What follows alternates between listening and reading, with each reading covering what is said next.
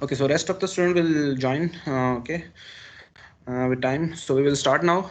Okay, so this is your thermodynamics class. Okay, so my name is Dr. Mohammad Rehan Khan.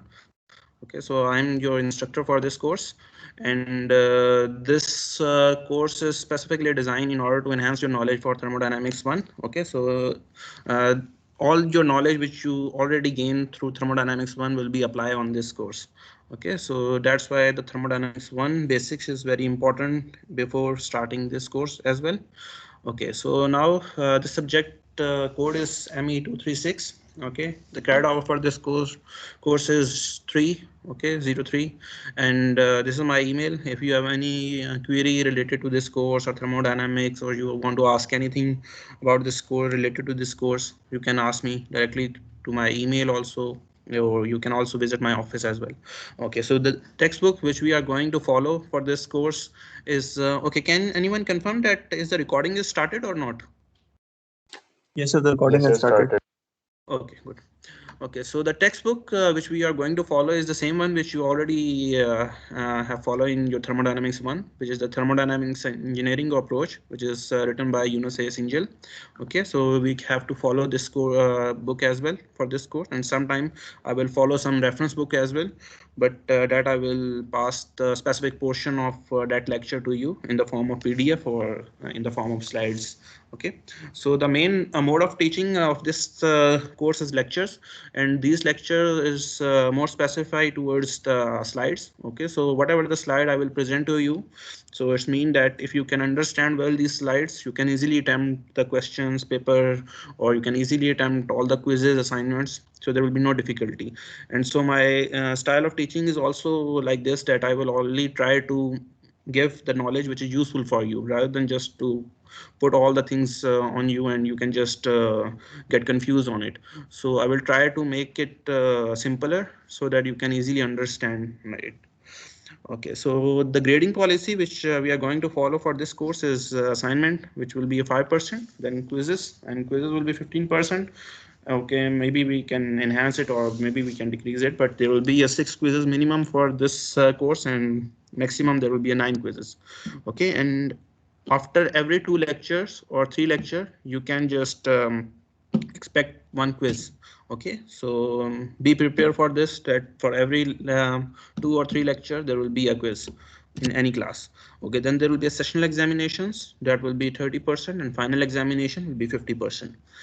Okay, so now the course outline which we are going to follow for this course is okay, this start from your chapter number 9 for thermodynamics in engineering approach book written by Singhal. Okay, so this is from chapter number 9 until chapter number 17, I think. Okay, so the topic we will cover here is starting from heat engines. Okay, and the engine consists of the vapor cycles, the Rankine cycle, the Carnot vapor cycle, Rankine cycle, reheat Rankine cycle, Otto cycle, diesel cycle, ideal Brayton cycle, multi-stage compression, and with intercooling. So we will already have I think you already have the knowledge about the different type of cycles in thermodynamics. Okay, but in this course what we are going to do is we have to go in detail. Okay, so how you can thermodynamically analyze these different type of cycle which are commonly used as your heat producing devices, or either you can produce some work which is more related to your steam power plants, or which are used for energy generation purpose. Okay, so in this we can thermodynamically analyze these type of heat engines. Okay, or here do not confuse that this is written as engine, so it is related to some type of your car engine. The heat engine is any device which can produce some type of work. Okay, so compressible flows, we also cover compressible flows. Then we can cover stagnation, critical state, property changes in varying area, duct nozzle efficiency, and supersaturation. Then there will be a portion of chemical reaction which is taking place in your combustion domain for your power plants, or either it will be combustion engines as well. So there will be a starting from basic concept of reacting and non-reacting system. There will be a discussion about fuel and combustion, theoretical and actual combustion processes, enthalpy of formation, enthalpy of combustion, first law of analysis of reacting, and different type of boilers. Then there will be a portion of turbo machinery. Okay, so here we can discuss the types of turbines, that will be impulse turbine, reaction turbine. So how to build the velocity diagram, what is the velocity compounding, how to do the pressure compounding, pressure and velocity compounding. Okay. Okay, okay, so today lecture is only about your revision for thermodynamic 1. Okay, from next lecture we will start our basic course which is thermodynamics 2 from your power cycles. Okay, but in this lecture I will just give you some revision of thermodynamic 1 because which is more important before starting this course, because all this course is related to your thermodynamics 1 concept. If you do not have built some thermodynamic 1 concept, you cannot easily understand this course. So that's why right now I'm just going to revise some concept which you already taught by previous instructor in different in previous semester, I think. So the outline for this revision will be I will discuss with system surrounding state. Okay, then there will be a path property, reversible, what is the reversible, irreversible processes. Okay, and then okay, wait, I'll start the point. Okay, so then there will be a thermodynamics work, heat, temperature, and there will be a thermal equilibrium, how to define thermal equilibrium. Then there will be a how to define first law and how to implement second law of thermodynamics. Okay, so these are some part of your revision work. Okay, so I will start with this one. So first, before starting that, you already know that whenever we are talking about thermodynamic system, we are familiar with that thermodynamics domain consists of two things. First is the heat and the power. So anything which lies under this domain, that there will be a combination of heat and power, or there will be a simultaneous heat and power. Okay, heat and simultaneous power. So it will come under the domain of thermodynamics. Okay, and then there will be a aspect which relate energy and energy transformation processes also come under the domain of thermodynamics. Okay, so there will be all power generation processes which you see in your daily life. Okay, either it will be your steam engine, either it will be some your IC engine, either there will be a nuclear power plant. So these all come under the power generation and which work under some thermodynamic cycle. Okay, so that's why we have an interest on studying the thermodynamic processes that are involved during the power generation processes. Then there will be a refrigeration. Refrigeration is also commonly seen in your daily life as well. Okay, so how the refrigeration system works and how the refrigeration cycle differ from your power generation cycle. So this also come under the domain of your energy and energy transformation processes, and that will be thermodynamics, part of thermodynamics. Then there will be a relationship among properties of the matter. So this is also the study of thermodynamics. Okay, so now whenever we are going to analyze some thermodynamic system, first we know that there will be a common term, that is system and surrounding. So first we have to define what is your system. Okay, so this is your common example of that there will be a system that has a quantity of the matter or region in the space. So anything which is your area of interest. For example, if I want to do the thermodynamic analysis of that room, so I have to first have some knowledge about that what is my system. So my system will be my room. Okay, where I want to do my thermodynamic analysis, where I which is my area of interest. Okay, so if my area of interest is my if I want to do some thermodynamic analysis of my laptop, so my area of interest is only my laptop. Okay, so it's mean that the system is my laptop. But if I want to do the thermodynamic analysis of only one part, so that will be my system. Okay, so this is on you. So which area you are interested in order to do the thermodynamic analysis. Okay, so then there will be a term as a surrounding. So anything mass or region outside the system, all the things are called as a surrounding, and then there will be a boundary. So boundary is a more important thing because whenever you are trying to analyze the thermodynamic system, you have to draw some boundary. Okay, and boundary is also on you, that which area you want to draw your boundary. Okay, so it can be real or imaginary surface that separates the system from surrounding. So for example, if I want to do the thermodynamic analysis of my room, but I'm only interested in the half portion of my room, so I have to draw the boundary only for the half portion. Okay, so this is on me, that where I want to draw the boundary. Okay, so then there will, in the boundary there will be a fixed and movable boundary as well. Okay, fixed boundary you can just consider a piston cylinder arrangement. If there will be expansion and compression, then there will be a movable boundary. If there will be a no expansion and compression, then it is a fixed boundary. problem. Okay, then there will be this is shared by both of the system and surrounding. So boundary is shared by both of your system and surrounding. And other important thing here, it has no thickness and no mass and volume. Okay, so then there is another important term, that is the closed system. Whenever we are going to solve the thermodynamics problem, either we can assume that it will be a closed system or either it will be a open system. So right now we will see that what is the difference between closed system and open system. Okay, so first thing is that whenever we are going to assume that it is a closed system, it's meaning that mass is the constant and there will be an energy exchange only across the boundary of the system, and there will be no mass exchange across the boundary of the system. So this is how we can define our closed system.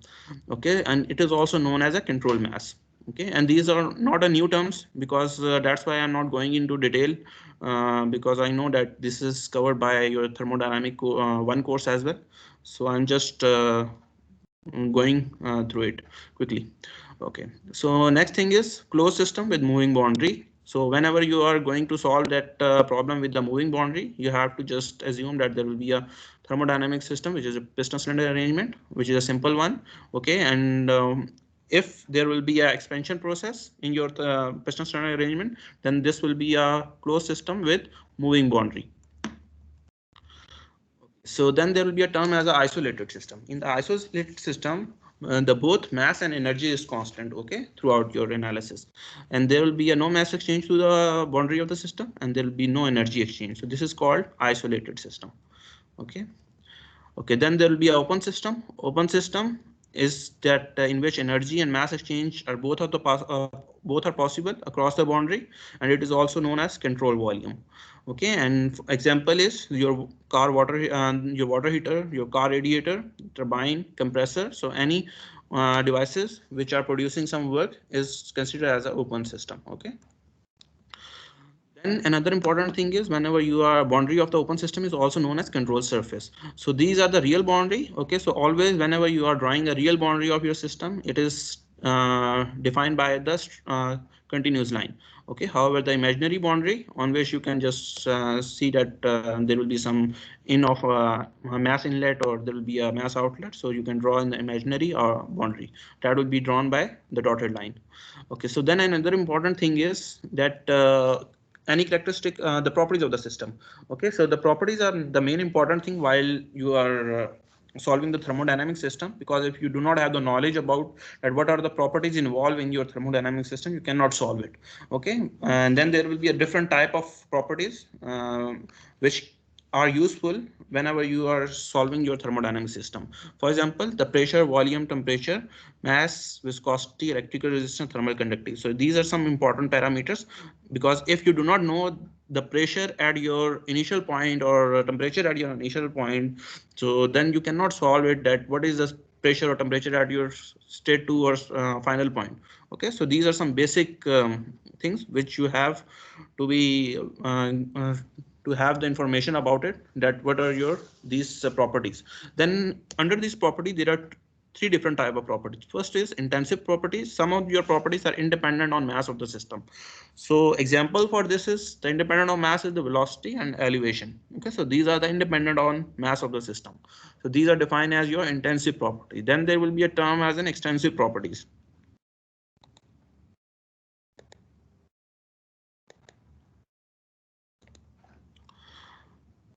Okay, so now there will be a term as an extensive property which is dependent on mass of the system.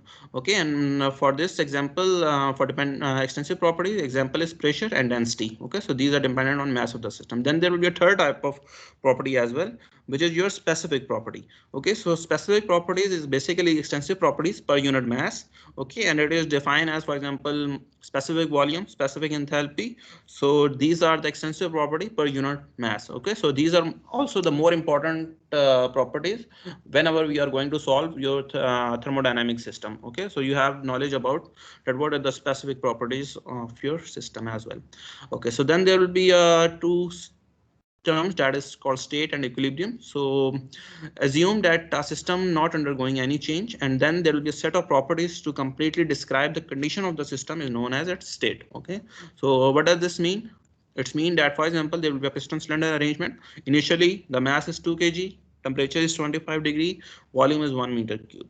Okay, and after some time it has to follow some state, it has to be go through some path and get on state 2. Okay, and on the state 2 the mass is 2 kg again. Okay, temperature is 25 and the volume is increased, so it's mean it start from state 1 and reach to state 2. Okay, so this is how we can describe that state of your system. Okay. Okay, then there will be a term as a equilibrium. Okay, equilibrium as it is defined at the state of balance. So anything in your universe try to maintain some equilibrium after some time. So but in thermodynamics, what we have to define is first term is thermal equilibrium. Thermal equilibrium is that whenever we are going to have no temperature is a gradient throughout the system, it is defined as a temperature thermal equilibrium, mean delta T is 0. Okay, then there will be a mechanical equilibrium. If there will be no pressure gradient throughout the system, it is defined as a mechanical equilibrium. Then the phase equilibrium. If system have more than one phase and mass of each phase is in equilibrium, it is defined as phase equilibrium. And then there will be a chemical equilibrium. Chemical composition is constant throughout your analysis and no reaction occur. So these are different type of equilibrium in which are commonly see in your thermodynamics applications as well. Okay, so then there will be a term as path and process. So path I already described you that.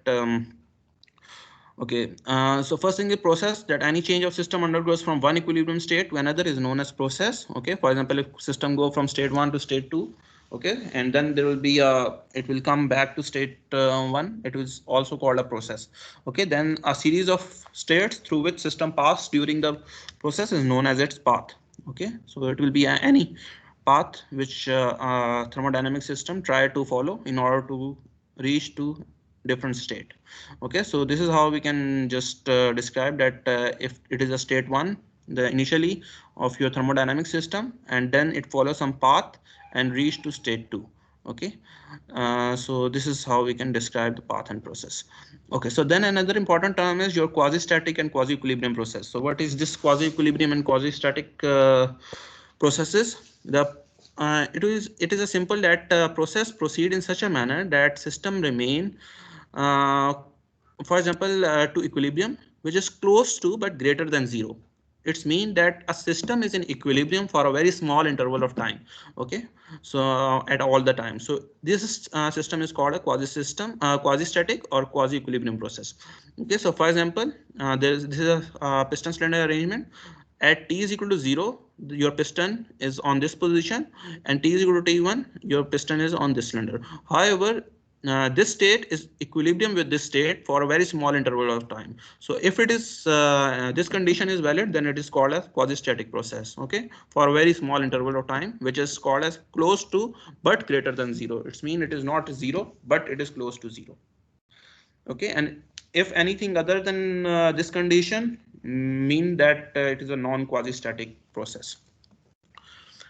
So then another important thing is that whenever we are going to draw the quasi-static process, it will be described by the continuous line only if it is having a quasi-static process. However, if it is a non-quasi-static process, it will be described by the dash line. Okay, so these are some conventions which we have to follow throughout our thermodynamics analysis of your system. Okay, so then there will be a terms as you already know that whenever we are going to solve our thermodynamic system, either we have to draw our pressure and volume diagram, temperature and entropy diagram, or temperature and enthalpy diagram, or any other type of thermo diagram which on which we are going to draw our thermodynamic system. Okay, so these are also not a new, and I think you all are familiar with this one by your thermodynamic 1 course. Okay, now there will be a term isochoric process. Okay, whenever we have defined that the process is isochoric, it means that your volume is constant throughout your process. Okay, when there will be a definition that the process is isobaric, it means your pressure is constant. Okay, it's mean that there will be no change in pressure from state 1 to state 2. Then there will be a isothalpic process, which means that your enthalpy is constant. And isotropic also mean that it has the entropy is constant throughout your process. Okay, and then there will be a isothermal, which means your temperature is constant. Okay, can you anyone confirm that you all are familiar with PV and TS diagrams in your thermodynamic 1 course? Yes, sir, we are familiar with them. Okay, good.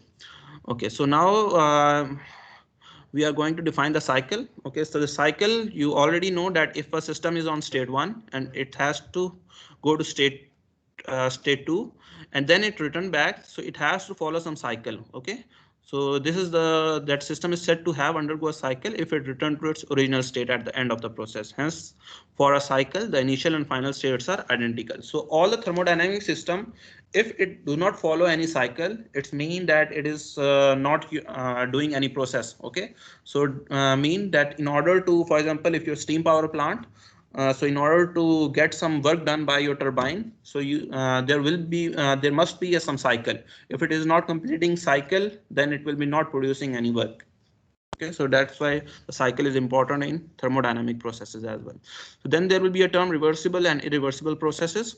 Okay, so the reversible process that can reverse without leaving any trace on the surrounding. Okay, so that is that both system surrounding are returned to its initial state at the end of the process.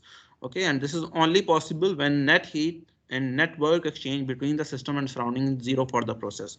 So for example, your pendulum system, okay, it's returned back to its initial state after some time. Okay, so this means it is a reversible process. However, whenever we are giving the example of pendulum, we are going that it is the ideal condition. Okay, however, in real, if you can just really analyze it in the real condition, it is not a reversible process as well. There will be some sort of energy losses also. Okay, so that's why, but ideally we consider that it is a reversible process. Okay, then your quasi-static compression and expansion process is also called as a reversible process. Okay, so then there will be a term as irreversible processes, and most of the process which you commonly analyze and you commonly seen in your daily life as irreversible one. Okay, and having taken place that they cannot reverse themselves spontaneously and restore the system to its original state. Okay, what does this mean? That, for example, if there is a cup of hot coffee and you just have to hold it on your table, okay, for some time. So after some time it try to achieve the temperature of your surrounding. Okay, mean it's try to cool down. So this mean that this is going from state 1 to state 2. However, in order to get back to state 1, you need some extra work in order to make the coffee hot again. Okay, so this means this process is irreversible because we need some extra energy in order to go back to state 1. Okay, so this is the example of your irreversible process. Okay, so same is written over there, so you can read it by yourself. Okay, so this is the common example. So, but another important thing is that whenever we are going to solve our thermodynamic system, we assume that system is reversible process. Okay, so why we are not assuming that it is a irreversible process? So the answer is that the reversible processes are easy to analyze as system passes through series of equilibrium processes. Then it serves as the idealized model for actual process to be compared for analysis. And if we assume that it is a irreversible processes, then involved in the thermodynamic system, it is very difficult to solve your thermodynamic system. So that's why we just assume it is a reversible process. Okay, and it's viewed as a theoretical limit for corresponding irreversible one. Okay, so this is how we can define our assumption that why we are assuming that our thermodynamic system is reversible process. Okay, so then there will be a term as temperature. Okay, so temperature, there will be no exact definition of your temperature. Okay, so we just have a broad definition which is defined as that degree of hotness or cold. Okay, and this depend upon your psychological sensation. Mean that, for example, if there will be a metallic chair and which may feel cold than wooden chair even at the same temperature, which mean that it will be more related to your psychological sensation. However, metallic chair and wooden chair is on equal temperature, but you are feeling that the metallic chair is more cold than the wooden chair. Okay, so that's why the temperature is has not a exact definition. So we just define that it is a degree of hotness, or sometime we just define that if there will be a temperature change, then there will be some sort of we can feel cold or we can feel hot. Okay, of some body. Okay, so then properties of the material changes with the temperature, and we can make use of this phenomena to reduce exact level of temperature. Okay, so then important thing is that temperature scale, because you commonly in this course, whenever we are going to perform some examples or problem later on, okay, we have to see that how you can convert from Celsius to Fahrenheit, then Fahrenheit to Kelvin scale, then Kelvin to Rankine scale. Rankine scale. So you all have a good knowledge that how you can do the conversion for these scales. Okay, so there will be a two SI system, which is the Celsius and Kelvin, and there will be a two English system, which is Fahrenheit and Rankine scale. And most of your thermodynamic system, we just focus on this Rankine scale. Okay, and sometimes we just focus on Kelvin scale if we are going to solve the SI system problems. Okay, and so then, okay, another important thing is that the thermodynamics temperature scale independent of properties of any substance. Okay, okay, and the most commonly in our thermodynamics we focus on Kelvin and Rankine scale. Okay, so then there will be a conversion factors. Okay, so these are the schematics that are showing over there, and these are the equation which you are going to use in order to convert it. So these equation are on your fingertips while solving all the thermodynamic system. So that, for example, if I want to convert Celsius to Kelvin, so this is some magnitude which you have to add up. So this is the magnitude we have to add to convert from Fahrenheit to Rankine and Celsius to Fahrenheit and then Kelvin to Rankine. Okay, so this is how we can do the conversion factor. So these are the important one. Okay, because whenever you are going to solve the thermodynamic system, you cannot go back to your literature and you see that what are the conversion factors. So you have on your fingertips.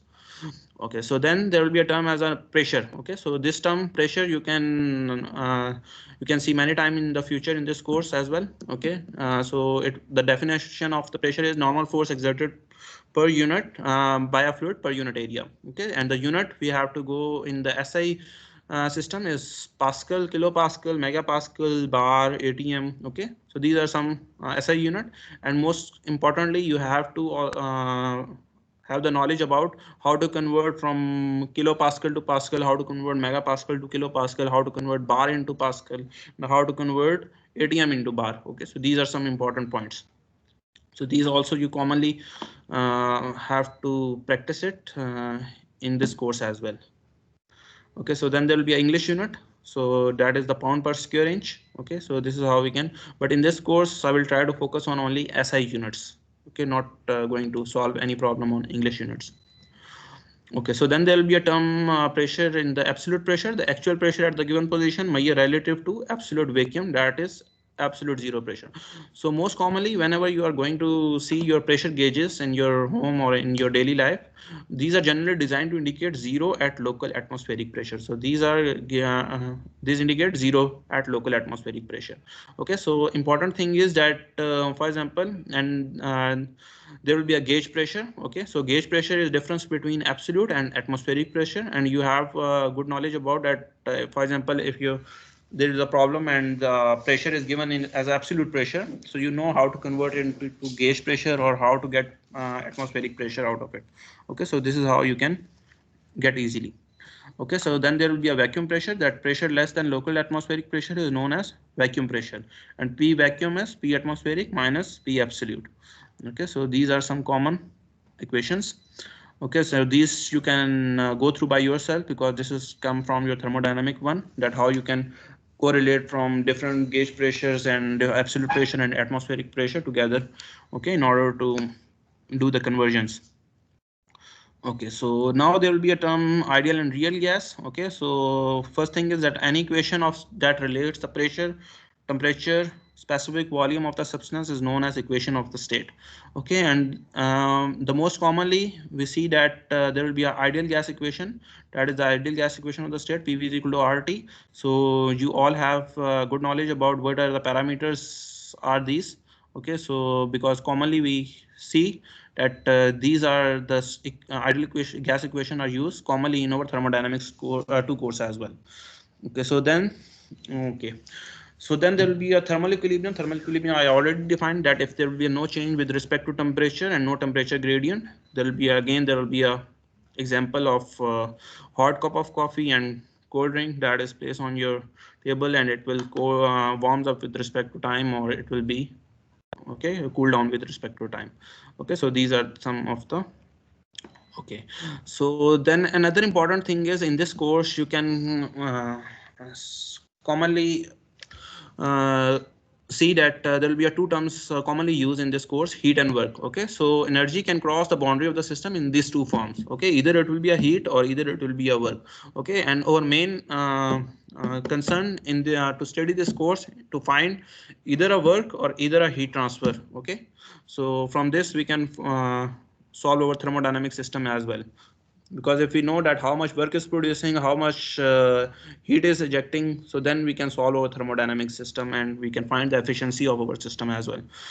Okay, so now there will be that heat is a form of energy transfer between two systems by virtue of temperature difference, and heat is an energy in transition, and a process involving no heat exchange is known as adiabatic process. So adiabatic process, you also I think you know this term, that if there will be a no heat exchange, Q is equal to 0, it will be defined as your adiabatic process. Okay, so if Q is equal to 0, it will be adiabatic. If there will be a Q, it will be not an adiabatic process. Okay, so then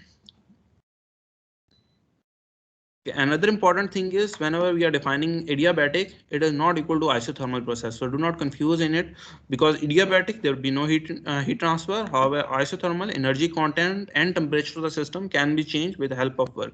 Okay, so these are some mistake which student can do, that they can just assume that adiabatic process is equal to isothermal process. Okay, so then another important thing is whenever we are going to describe the energy transfer in the form of heat by heat, so there will be a three ways.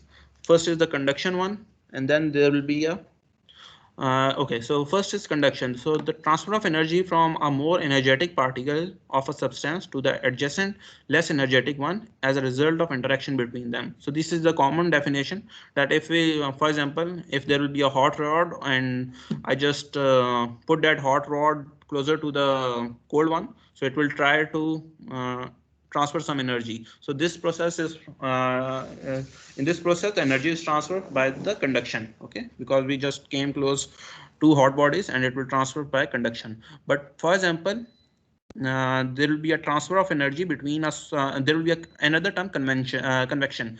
So transfer of energy between a solid surface and the adjacent fluid that is in motion. It involves both the combined effect of conduction and fluid motion. For example, if the previous example, like there will be a hot rod and I just came close the cold rod to it, and there will be a heat transfer, and at the same time I blow some air over there. Okay, in the form of there will be some fan that is working and working over there, and so there will be a convection process as well, because now there will be a fluid motion as well. Okay, so then it will be a combination of conduction and convection process as well. So now another term is radiation transfer of energy due to emission of electromagnetic waves. So anything in which there will be a heat transfer from the electromagnetic waves, so it is defined as a radiation. Okay, so now there will be another term, work. Work is the energy transfer associated with the force acting through a distance denoted by joule and kilojoule. Okay, so okay, so these are some example that if we are raising the piston, it will produce some work. If we are rotating shaft, it is also doing some work. Okay, so this is how we can get some work out of your thermodynamic system. Either we can install some type of piston cylinder arrangement, or either it will be a rotating shaft. Okay. Okay, so now another important thing is specific work. Okay, the specific work is defined as work per unit mass. So this is also a common term you can see in this course as well in the later lectures while solving the problems. And now there will be a power. Power is work per unit time. Okay, so this is how you can define the power. Okay, so now an important thing which you have to remember it all the time. So the sign convention, because these are commonly used whenever we are going to analyze our thermodynamic system. So these are some that heat transfer to a system is taken as positive. Okay, and heat transfer from a system is taken as negative. Also, the work done by a system is positive, and then work done on the system is negative. Okay, so these are the common sign convention which commonly used while solving the thermodynamic system, and you all have on your fingertips while solving the problems. So these are some type of things. Okay, so now Another term is specific heat, because you commonly see the specific heat in this course as well. And so first we have to describe what is the specific heat. So the common definition is that different materials require different amount of energy for their temperature to increase through unit quantity for identical mass. So what does this mean? This means that, for example, if we have iron 1 kg and we want to raise the temperature from 20 to 30 degrees Celsius, that is 10 degrees C. Okay, so on the same time, on an other side we have water, again 1 kg, and we also want to raise the temperature of water from 20 to 30 degrees C. But the issue is that the energy required, okay, the amount of energy required to increase their temperature for 10 degrees C is different. For example, this require 4.5 kilojoule and this require 41.8 kilojoule.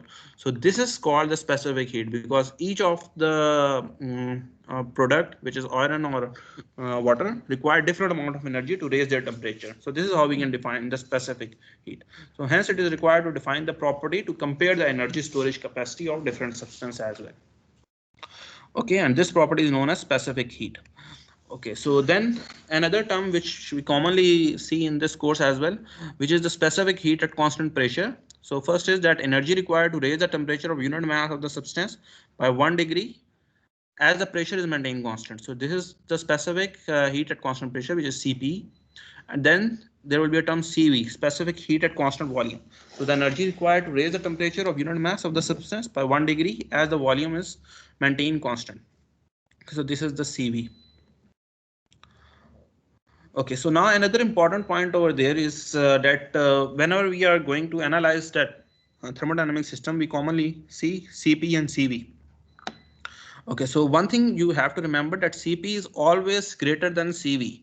The reason behind is because as the system is allowed to expand in a case of constant pressure, which is the Cp1, and the energy for this expansion work is also needed to supply it. Okay, so whenever we are going to supply the energy, so there will be a Cp is greater than Cv. Okay, so that's why Cp is always greater than Cv. Okay, so then this is a common term, enthalpy is equal to U plus PV. Okay, so these are common term we use while analyzing your thermodynamic system. So you all have the knowledge about it. Okay, so better you can just revise it by yourself as well. Okay, after this lecture. Okay. Sir सवाल करने की इजाजत है? जी सवाल आप कर सकते हैं, लेकिन आप ऐसा करें एंड पे कर लें तो बेटर होगा, आप नोट डाउन कर लें. ठीक है. Okay, so now another thing is that whenever we are going to analyze the work done by some device, okay, so the more important point over there is that we have to draw some pressure volume diagram or TS diagram, and the work produced by this process from state 1 to state 2 is your area under the curve. Okay, so this is how we can define our work. Okay, so we can just integrate it and P into dV. Okay, so this you can, I'm just going through these slides, you can just revise it by yourself. There will be nothing new in this slide because this is only a revision section, so that's why I'm not going to explain each and everything. From next class we can start our lecture of thermodynamics 2. Then okay, then other important concept of first law of thermodynamics, which is also known as the law of conservation of energy. So we described that energy can neither be created nor destroyed during a process, but can be only converted from one form to another. Okay, so what does this mean? This statement mean, for example, if I have a stone and which is placed on some height, and the potential energy is 10 kilojoule, or kinetic energy is 0 at this time because it has potential energy at this time. However, I will drop that stone to the ground, and after it will hit the ground, the potential energy change to kinetic energy. So this means that energy can neither be created nor destroyed. It is not destroyed. Okay, it is only converted into potential from potential energy to kinetic energy. So this is the basic definition of first law of thermodynamics. Okay, and this is how we can define our first law of thermodynamics. So you can know this equation as well. Okay, so then there will be a term that okay, the more important thing is energy balance equation. So every time whenever we are going to solve any thermodynamic system, we start solving it from developing the energy balance equation. Okay, so this is the basic equation, and what this equation say that total energy entering the system minus total energy leaving the system is equal to change in total energy of the system. Okay, so mean that, for example, if I want to analyze the turbine, okay, so I have the knowledge about that what energy is entering in the system, what energy is leaving the system, and what is the change in total energy. So then I can develop some sort of equation to go for further calculations. Okay, so this is a starting point. So I will explain you in the later lectures as well that how you can develop this energy equation for different thermodynamic system as well. Okay, so then there will be a another important thing is second law of thermodynamics. Okay, so what does second law of thermodynamics say? That energy is the ability to bring about change to, or to do work. Okay, and the second law of thermodynamics state that in all energy exchanges, if no energy enter or leave the system, the potential energy of the state will always be less than that of initial state, and this is commonly referred as the entropy as well. Okay. Okay, so the significance of your thermodynamics, second law of thermodynamics. So second law of thermodynamics is not just limited to identify the direction of the process, but it also asserts that energy has the quantity as well as quality, and it helps to determine the degree of degradation of energy during the process as well. And most commonly, whenever we are going to solve our heat engine and a refrigerator, it works on the commonly on the thermodynamics, second law of thermodynamics. Okay, so that's why it has a significance. Okay, so then there will be a term as thermal energy reservoir. So whenever we are going to solve a thermodynamic system, because we need some sort of energy resource in order to perform some work. Okay, okay. So that's why there will be a term as thermal energy reservoir. So in any thermodynamic process or any thermodynamic machine or which are operating on some cycle, so there is a two terms, which is source, which is providing some energy, reservoir that supplies energy in the form of heat, and that source can provide energy from either in the form of solar energy, either there will be some sort of fuel burning, or there will be a radioactive reaction. So this is the source of your heat. Then there will be a heat sink. Okay, the reservoirs that absorb energy in the form of heat is known as sink. Okay, so these are two common parts of your thermodynamic system.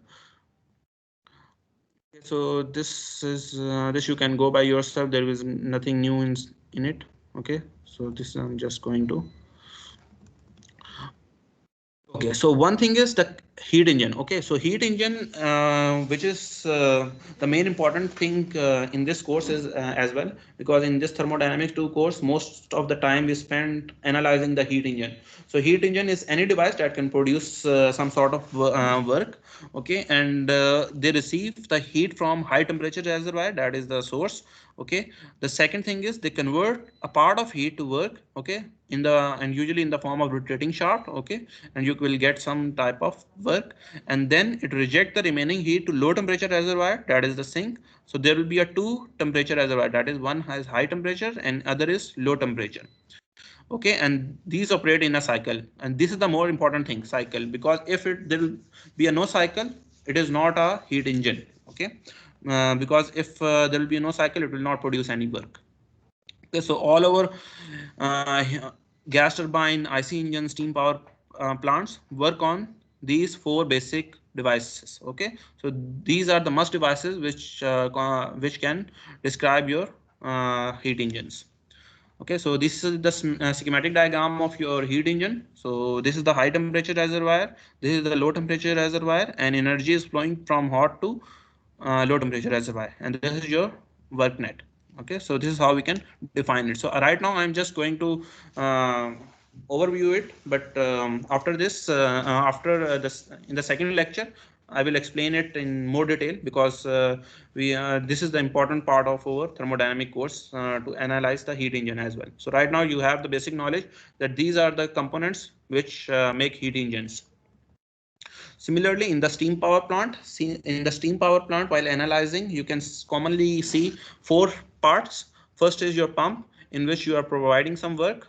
Then there is a boiler, in from which you are giving some work. okay, then there will be a turbine, okay, so which are producing some work, and then there will be a condenser, which is the sink, which are rejecting some heat.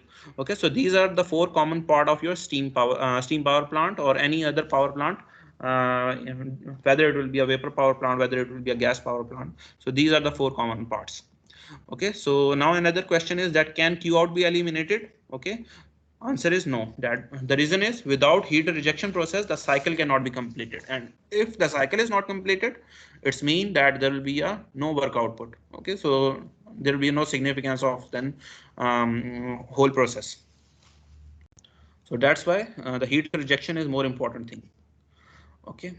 Then another thing is that whenever we have to find out the net work output, so for the work output we have to net work output is equal to work out, which is your turbine work, minus your work in, which is your pump work.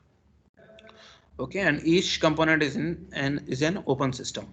Okay, however, as a complete set of component, no mass flows in out of the system. Okay, so these are some assumptions, and it is a closed, hence it can be treated as a closed system. Okay, so these are some these relation come from your thermodynamic one course. Okay, so these are not a new one as well, but we will also going to drive this equation as well when we are going to perform our thermodynamics 2 and thermodynamic analysis on our power plants as well. Okay, so now another important term that is going to you can commonly see in your thermodynamic courses, your thermal efficiency. So how to you can define your thermal efficiency, which is defined as net work output over total heat input. Okay, so net work output you can easily find out, and total heat input you already know that how much heat you are going to supply in the boiler. Okay, so here you can find out the thermal efficiency of your whole cycle as well. Okay, so this is how we can find out the thermal efficiency. So now another thing is okay, so this is just a common term Calvin Planck's statement. Okay, so which is come from your thermodynamic one. You can just read after this lecture. I will pass this lecture to you. Okay, so now another important thing is because in this course we can study the heat engines and also the refrigerator and heat pumps as well. Okay, so what is the difference between refrigerator, heat pump, and heat engine? So the main difference is that the common parts in your uh, heat engine is your pump, your where your boiler, your turbine, and your condenser. Okay, but in the refrigerator the common parts are condenser, where you are supplying the heat, where the heat is rejecting. Okay, QH is rejecting, and this is your evaporator, which is your refrigerator space. This is your expansion valve, and this is your compressor in which you are giving some work. And in the turbine, in the heat engine, you are producing some work over this. Okay, and the main difference between the refrigerator and the heat engine is that heat engine is designed to do some work. However, refrigerator are designed in order to maintain some refrigerated space temperature. Okay, so and then there will be a term as refrigerator and heat pump. Okay, so the schematic of refrigerator and heat pump is almost the same. Okay, the heat pump also consists of expansion valve, condenser, compressor, evaporator. So what is the difference between refrigerator and heat pump then? Okay, so the main difference is the refrigerator is only designed to maintain QL, okay, which is your refrigerated space. Okay, however, heat pump is designed only to maintain QH, which is your heated space. Okay, so this is the main difference between refrigerator and heat pump. Okay, so we will in the coming lectures in this course as well. Okay, so this is the schematic of your refrigerator and heat pump. Okay, so previously we see the schematic of heat engine. So this is also similar to that, only there will be a heat is going from low temperature sink to high temperature sink, and the W net is we are providing W net to this area, and this is your refrigerated space then. So this is the schematic. So this is all about your thermodynamic one revision. So there is nothing new in it, but I hope that you all are familiar with this term before as well, and I will suggest that you can go and revise thermodynamic one course as much before we can start our next lecture, which will be I think on tomorrow. Okay, and from tomorrow we can start our thermodynamics 2 lecture. So right now this lecture ended. Okay, so there will be nothing more. And right now you can also ask me any question if you have.